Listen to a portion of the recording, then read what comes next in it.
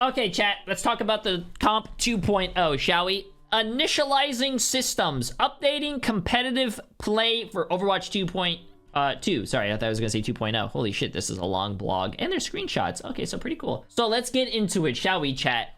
Competitive play has been at the heart of the Overwatch community for years. True, if you don't play competitive, that's weird, champ.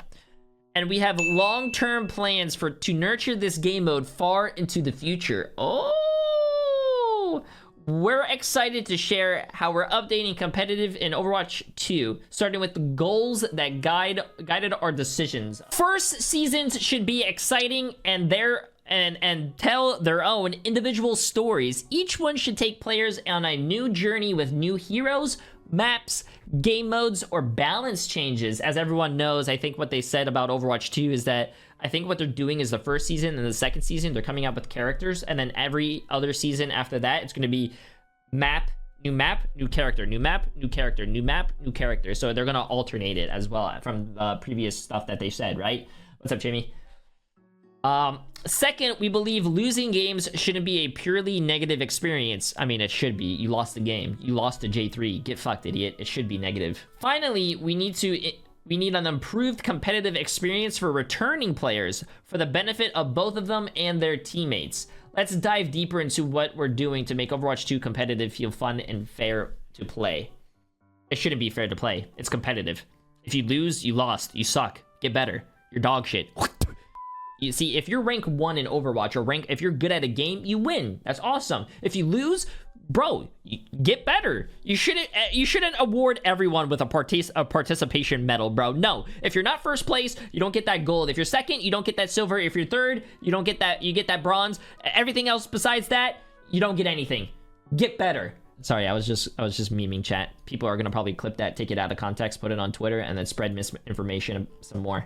Unlocking competitive. Overwatch 2 will not have portrait levels, and match experience will go towards leveling up your battle pass. New players who create an Overwatch 2 account on or after October 4th will play through a guided first-time user experience. That's what we talked about yesterday, that shit, whatever. They still need to complete the first-time user experience and win 50 quick play matches before competitive unlocks. So you guys have to unlock competitive play. I don't think for us who played Overwatch already, I think it's like they said, everyone who creates a new account on or after October 4th, I think this is actually smart.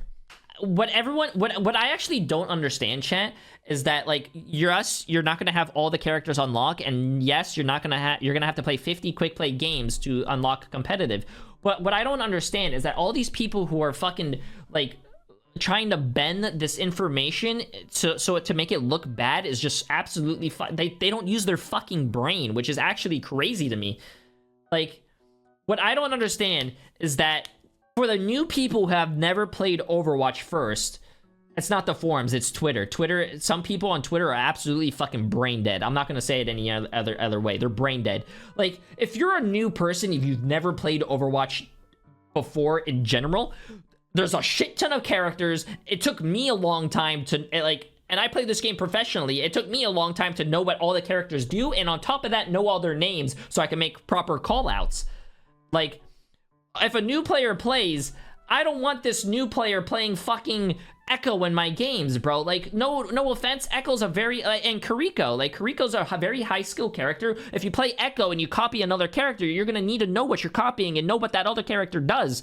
Like, if you don't know what the characters do or what the ults they have, you're not, like, it's gonna be dog shit. So it's nice to see characters locked. You have a base of characters that you get to play. You play those characters, you learn how to play them, you learn their cooldowns, you learn the abilities they have, you learn their ultimate abilities, and then hey, instead of having 35 other characters to pick from, you unlock another one, you play that character, and you learn how the fuck that character plays. It's almost like you don't need to fucking think about that, dude. Like, people take that information and they bend it so it seems like the game's fucking stupid or you should not play it. Like, it's crazy.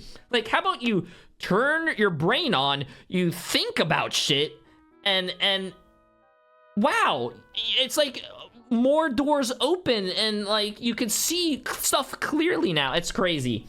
Anyways, so you're gonna be able to unlock characters throughout the, you know, not the battle pass. You're gonna be able to unlock characters. You play those characters that you unlock, you see what they do, you get a better understanding of what that character is, and then once you understand that character, learn its abilities, learn its ultimates, you then go play, you know, the next character that you unlock.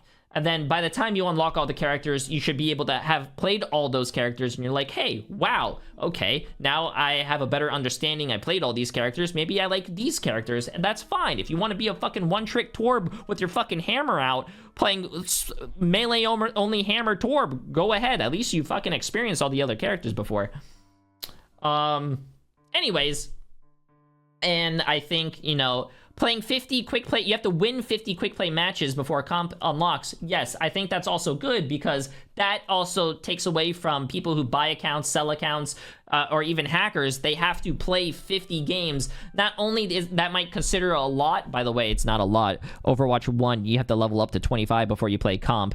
Actually, 0 to 50 wins is actually like probably a level 20 in Overwatch 1. But hey, we're not going to use our brains for this, because people are still going to turn this into, like, you know, something that's wrong that Overwatch shouldn't be doing. Like 50 wins, hopefully it takes those people who cheat, who sell accounts, longer to do, so they're you know, they're not really, if there's more of a hassle for them to go through all that, hopefully. And also your SMS protection, hopefully that's going to be able to make less people have Smurf accounts, throw games, have cheaters, you know, make new accounts if they get banned. So that's, I like that as well. Almost all these new rules for new players are applied in every other AAA competitive title.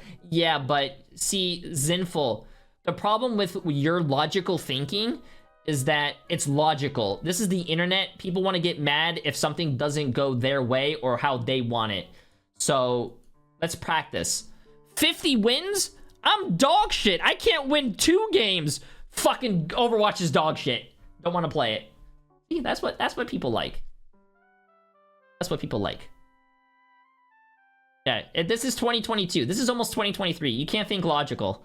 You can't use your brain. Whatever you're thinking, tune it down 20 levels, and that's what the average person online thinks. Yeah. Okay, let's get it. The SMS block can be avoided, unfortunately. You can just unassign the number and reassign it to another. Yeah, but let's say I want to hack on my main account. My number is 911. It's not. Okay, my account gets banned under the... and it had the number 911. So if I go make a new account and unassign that one and reapply the 911 number to another account, maybe they're going to be like, holy shit, that account was linked with this number. It was banned, and it just made a new account. Let's put 2 and 2 together. Maybe that account is a hacker. I don't know what they're doing. Maybe it's like that. I have no idea. I'm also calling. They asked what the emergency is. Shit. Probably a bad excuse for a number to use. This gives new... Oh, I didn't even read this, and this is exactly what I was just arguing about. This gives new players time to prepare for higher expectations that would come with competitive, while veteran players don't feel discouraged by teammates who have less experience. In the process of unlocking competitive, we analyze new player skill levels to optimize matchmaking in a way that feels good to everyone. This only affects accounts made on or after... Oh, wait, I already read this, right? Oh, no, I didn't. This only affects accounts made on or after October 4th release date. Anyone who has competitive unlocked prior to it will have access to competitive in Overwatch 2. So if you played Overwatch 1 or you have an account in Overwatch 1, you don't have to worry about that. Skill tier divisions. SR is being replaced by skill tier divisions in Overwatch 2. We've made the decision to remove SR as a numeric value to relieve the sense of being stuck at a certain rank. So Megatron, when you're stuck in Masters, you're not going to feel like discouraged anymore. Seeing your SR go up and down after each match almost felt like taking a test with the teacher passing or failing you based on each individual question rather than your complete work. It was almost a lot of pressure, and it doesn't give players an accurate representation of how they're performing overall in competitive. Well, I mean, I'm hard stuck top 500. I'm just, you know, suffering from success. Tiers still exist in competitive. Bronze through Grandmaster. Each tier will have 5 divisions, ranking them from 5 to 1... 5 the lowest to 1 the highest. So it's like almost like Apex or like, what's that other game? Valorant. As you progress through each tier, your division will count down until you rank up to the next tier. Top 500 will not have tier divisions. So it's actually kind of interesting. So what I'm basing this off of, chat, is that, and I'm just throwing out like this huge hypothetical, you know, thing. I think SR is still gonna be there, but since they're coming out with 5 divisions, 5 being the highest and 1 being the lowest, I think it's mostly like, it's still the same SR. If you're Masters, let's say you're 3,500, that's like a Master. If you're 3,500, that's Masters 5. If you're 3,600, Masters 4. If you're 3,700, Masters 3. 3,800, Masters 2. 3,900, Masters 1. And then once you hit 4K SR, it's basically like your GM5. So I'm pretty sure there's still like SR shit to there. But there's no SR. You guys know what I mean? You guys understand what I'm saying? So it's basically like there is still that numeric value, but there's no numeric value. Tier divisions represent the same skill levels as SR, but they give players a higher level view of where they're placed in competitive. Each division represents approximately 100 SR range. Hey, holy shit, wait a minute. I just fucking put 2 and 2 together without even seeing it. What the fuck? Players will receive a competitive update every 7 wins or 20 losses. How does it work for top 500? I have no idea. It says there is no... Yeah, I'm gonna be honest with you. I have no idea how it works for top 500. That is a question that you probably should ask Blizzard, but... So this is apparently what it looks like. So 1, 2, 3, 4, 5, 6, 7. Okay, 7 wins. Okay, skill tier and division adjusted after 7 wins or 20 losses. So see how it says, like, I guess these are wins, right? So if you were like on Megatron screen, it would say loss, loss, loss, loss, loss, loss, loss. Yeah, so it'll be different. I'm sorry. Okay, I'll stop. Competitive updates will show your progress and adjust your division if necessary. Looking at the past 7 or 20 games as a collective helps you further better understand how you're performing in competitive rather than putting a ton of pressure on each individual game. We want you to feel like you're improving and being rewarded for advancing from the first day you start playing competitive in Overwatch 2. I'm gonna be honest with you though, I feel like they're making it seem like a little too friendly, like, hey, we don't want you to be stuck in an SR, everyone deserves to rank up, yay. I feel like, hey, listen, reality is gonna kick in, you're dog shit, you're gonna stay in 1 SR. Sometimes that's the truth, you know, hey. I feel like it's gonna be better though if it says, hey, you're hard stuck bronze 5, but hey, now you're bronze 3, improvement, instead of just being like, hey, I went from bronze 500 SR to bronze 700 SR. That seems more like plain, but saying you went from, like, you know, bronze 3 to bronze 1 seems like a huge improvement. Match focused UI. We're making some changes to the competitive UI based on feedback that we've seen in the community. Portrait borders that symbolize players are going... oh, wait a minute. Portrait borders that symbolize player level are going away from all game modes in Overwatch 2, so no one can say, hey, J3, virgin border, haha, XD. And competitive skill tiers will no longer be displayed before each competitive match. I'm gonna be honest with you, I'm kind of gonna miss those reactions that I had when I launch a game and the first thing I see is that I have a fucking plat tank player in my top 500 games. Some of those are very rare, but those moments are hilarious. So you're not gonna be able to see that until after the game, which, I mean, I like it. They're trying to make the game appeal to new players and a lot of people who probably get, you know, bullied maybe for, hey, being like, you know, masters in a top 500 game or a diamond in a masters game. Like, you know, just I like it. It's like what Valorant does. I think what Valorant does is what you know, they show the tiers or what everyone's rank is at the end of the game. I think that's pretty cool. Skill tier and division aren't completely aligned with the matchmaking rating we use to determine matches. To this end, this screen has been redesigned so you can instead display your name, cards, and titles. Oh, that's actually that actually looks a lot better from the first. Do you guys remember the first scoreboard they showed us? The first scoreboard was ugly. It was disgusting, but this one actually looks cool. It looks better. You have your individual stuff here. I like it, and then you have the 2 teams. I like it. The first scoreboard was actually disgusting. When I played Overwatch 2, I guess beta for the first time, and I saw that scoreboard, I was like, oh my god, Overwatch 2 is not gonna look good. But it's you know, hey, that's why we have betas, chat. That's why we have betas. You test stuff, and it gets better before the release of the actual game. Holy shit. A lot of people got mad at the betas because like it looked bad, but hey. The introduction of the new scoreboard will help you identify your team's needs and adjust your strategy accordingly. We're removing medals. I'm still gonna say I have gold medals. We're removing medals from the scoreboard because they're too arbitrary to paint an accurate picture of a player's contributions to their team. Nah, I'm still gonna have gold. Our goal with this new scoreboard is to communicate information about how the match is progressing in a more open and transparent way. Okay, so now I'm gonna be able to see how much, you know, Miss Megatron's healing me in my games, and I could, hey, straight up say, hey, Miss Megatron, you've only healed 173. Our other support is at 1,500. What the fuck are you doing? Also, why do you have 20 deaths? And why you know, Megatron's not gonna be able to say, hey, I only have 3 deaths when she actually has like 15. I'm that's actually a really bad stat for me because I feed and I die a lot, bro. So you're gonna see me with like 20 deaths up there. Okay, going on to, I like this screenshot though, it's cool.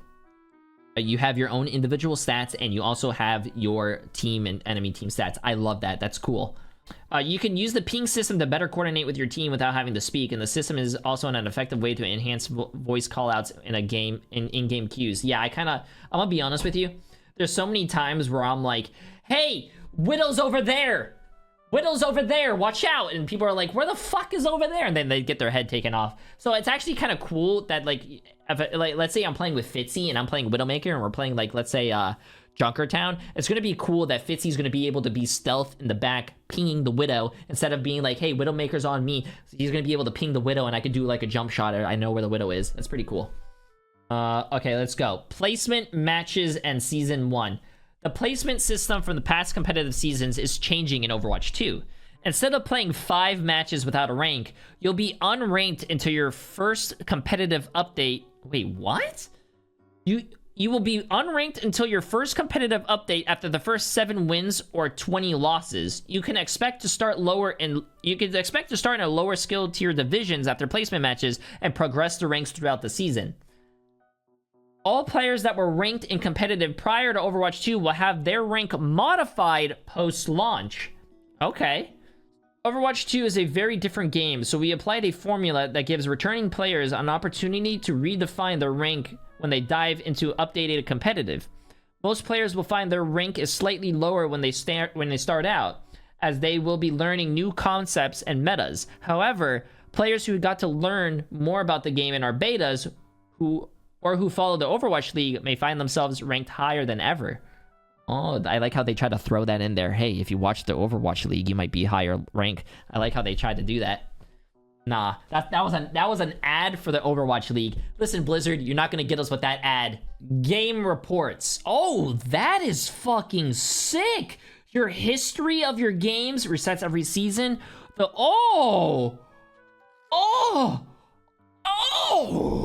My neighbors are probably gonna call the cops off that.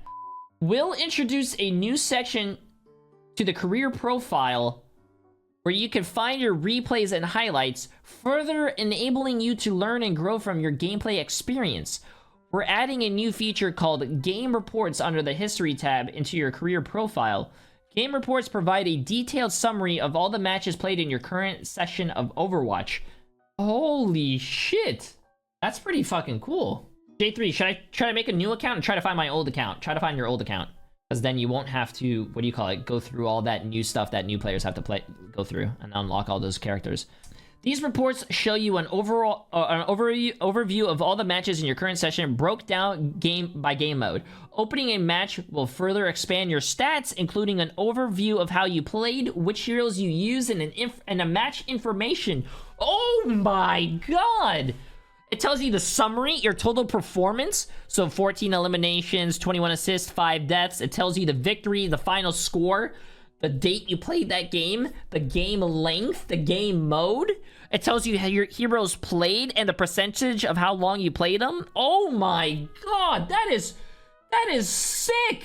That is fucking badass. Clicking on a hero's played will expand your stats and other handy information from each match's scoreboard. Holy shit, that is so fucking sick. For an example, if you played Ana during a match, your personal stats will show biotic grenade kills, enemies slept, and nano boost assists. Likewise, other heroes will have a specific statistics to give you a detailed report of how you performed on any hero. Oh my... Oh my, oh dude, this keeps, oh my, Blizzard, you are making an old man almost have a heart attack here.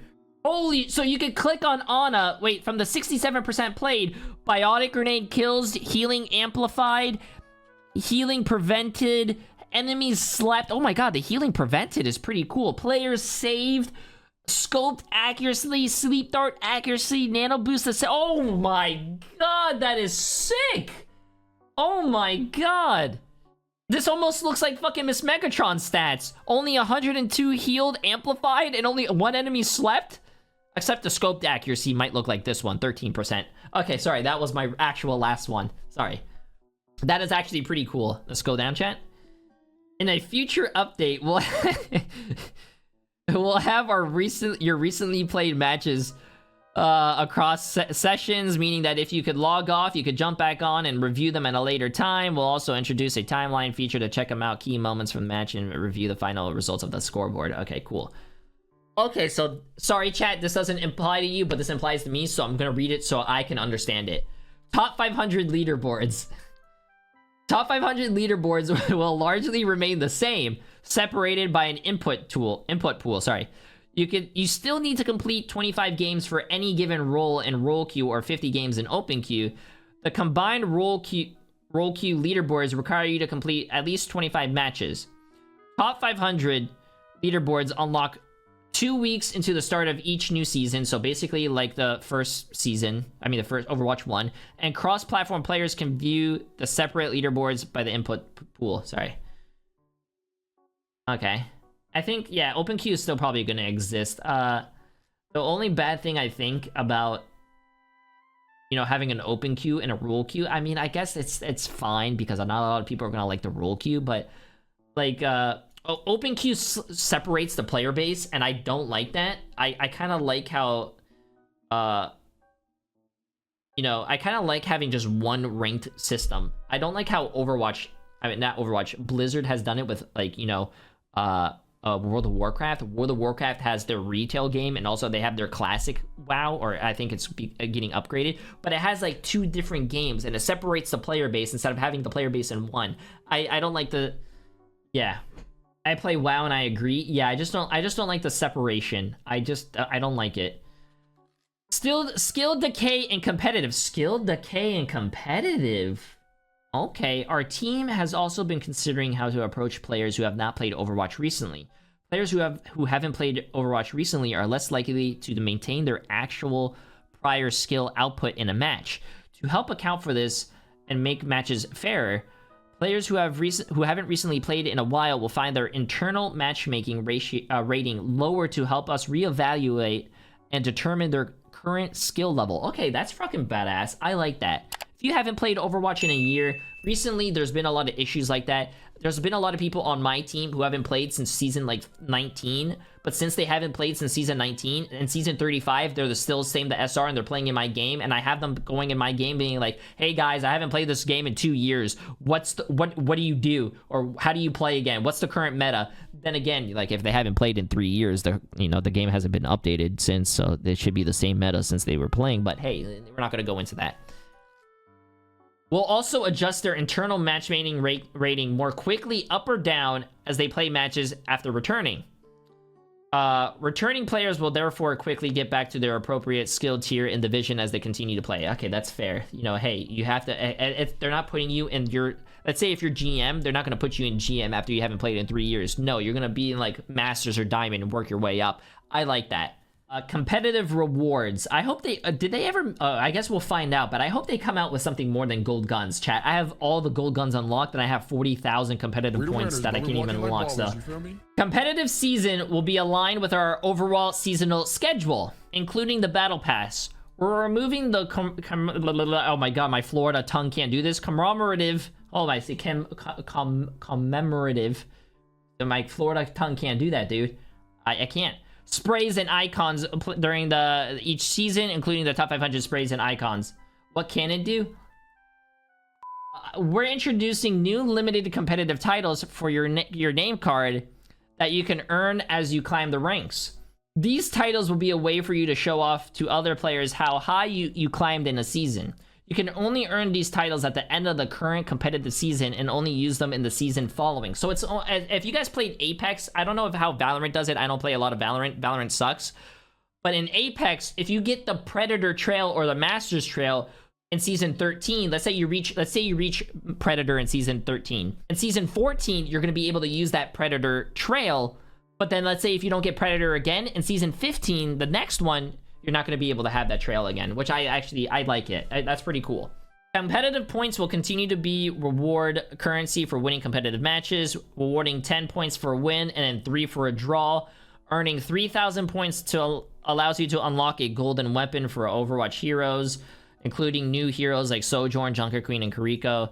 However, you'll be capping the number of bonus competitive points earned at the end of the season to the highest skill tier you reach in any of your roles, including open queue. Oh, so they're capping them and you can't do anything with them. No, you could buy your it doesn't, I don't think it's a problem for you. I think it's a problem for me. Like, I have already 40,000 competitive coins that I can't, like, you know, things I could buy for gold weapons. I can't use them. Like, I don't know, just probably just a way of saying less competitive points. Evolving the competitive experience. These changes are the beginning of our new competitive experience in Overwatch, and we'll continue to watch for ways to deliver fair and exciting matches in our core game mode. Upcoming features include a skill progression report that each time you get a competitive update, we can't wait for each season to provide a new chapter for everyone looking to grow their skills, and our team looks forward to all the changes coming to competitive and Overwatch 2.